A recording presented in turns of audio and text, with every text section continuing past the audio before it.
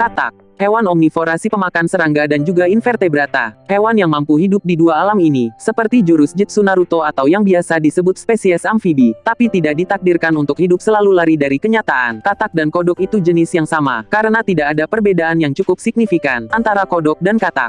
Perbedaan keduanya hanya mencerminkan adanya taksonomi. Sekali lagi, taksonomi, bukan sotomi. Mungkin kayak yang satu terawat dan satunya lagi enggak. Katak yang berkulit halus lembut, sedangkan kodok udah kulitnya kasar, kutilan lagi. Apa sih hal unik dari katak? Yuk kita bareng-bareng cari tahu.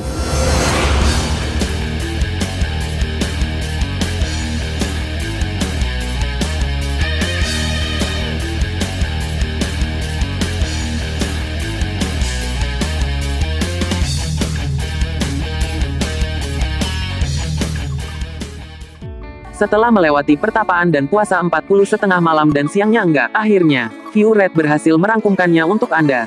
Berikut beberapa fakta unik dari katak.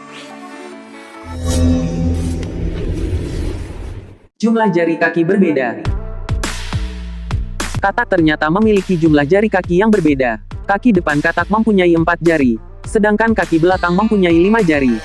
Bentuk kakinya juga bervariasi. Mungkin karena katak itu doyan banget makan rujak. Ya jadinya gitu. Ada yang dibebek, ada juga yang diiris. Katak yang hidup di lingkungan basah serta berair, cenderung mempunyai kaki yang berselaput. Tapi sayangnya, dia gak suka naik ojek, walau dia becek-becek. Sedangkan katak yang hidup di area pohon, akan mempunyai cakram pada kakinya. Tapi di balik semua perbedaan itu, ternyata ada juga persamaannya, yaitu sebagian besar katak mempunyai tungkai belakang yang lebih besar dan juga berotot. Itu karena keahlian dia melompat ke udara, menghindari para predator yang akan memangsa dia, atau bisa juga untuk menghindari seseorang yang telah dikubur dalam-dalam atas segala penderitaan yang dia alami dari cerita cinta yang telah usang.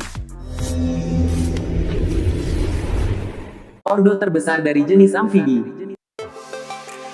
Katak merupakan hewan ordo Anura, ordo terbesar ketiga di kelompok hewan amfibi. Itu besarnya kira-kira sebesar cintaku padamu. Jadi jangan kamu sia-siakan itu. Sebab kalau kamu sia-siakan itu, aku akan menangis. Koko Soyan.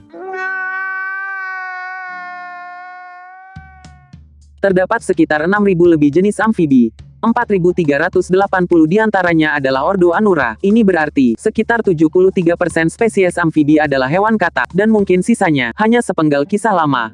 Atau mungkin, lagu lama yang di-cover kembali. Di Kamerun, ada katak yang bisa tumbuh besar. Panjangnya 33 cm dan beratnya bisa mencapai 3,3 kg, dan itu alami bukan karena Maerot.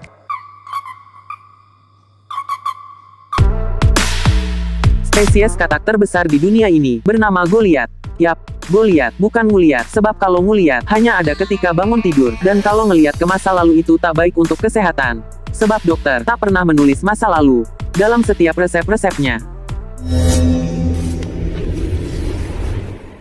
Hewan dengan metamorfosis sempurna.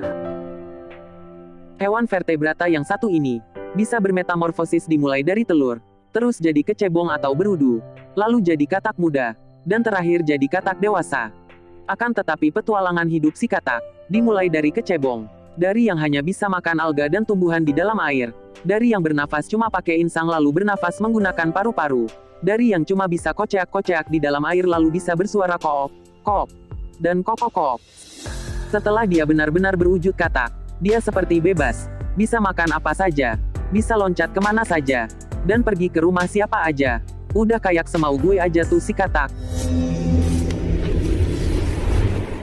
Mempunyai suara panggilan yang unik.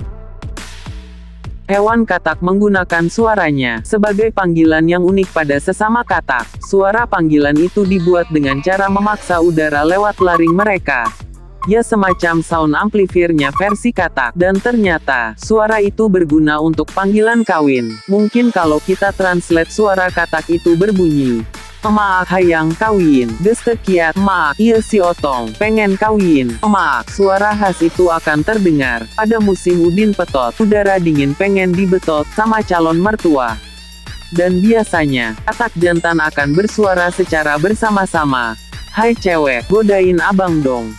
Emang gak pengen gitu? Abang pulang ke rumah Neng. Diobral. Limited edition nih. Suara yang khas seperti paduan suara itu, akan terdengar terus dan terus, sampai kantor, KUA penuh.